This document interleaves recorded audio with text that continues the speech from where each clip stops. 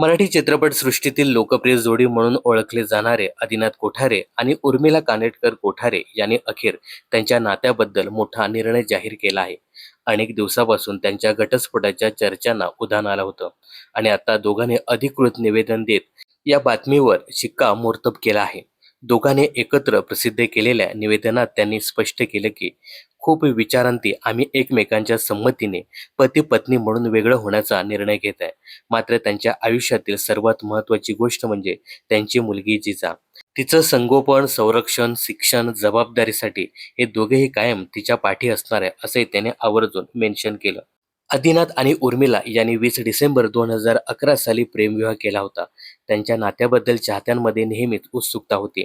मात्र काही वर्षापासून हे दोघे वेगळे राहत असल्याच्या चर्चा रंगल्या होत्या. अखेर या सर्व चर्चांना पूर्णविराम देत त्यांनी हा मोठा निर्णय जाहीर केला आहे. या दोघांमध्ये नेमकं काय बिनसलं हे मात्र त्यांनी या पत्रामध्ये जाहीर केलं नाही. 2011 साली लग्न केलेल्या या जोडप्याने अखेर 2026 मध्ये जवळपास 16 वर्षानंतर वेगळं होण्याचा निर्णय घेतला आहे. या बातमीने त्यांच्या चाहत्यांना मोठा धक्का बसला असून सोशल मीडियावर विविध प्रक्रिया उमटताना दिसत आहेत.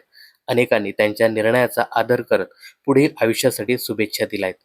तर काहींनी ही जोडी वेगळी झाल्याचं अजूनही पटत नाही असं सांगितलं आहे.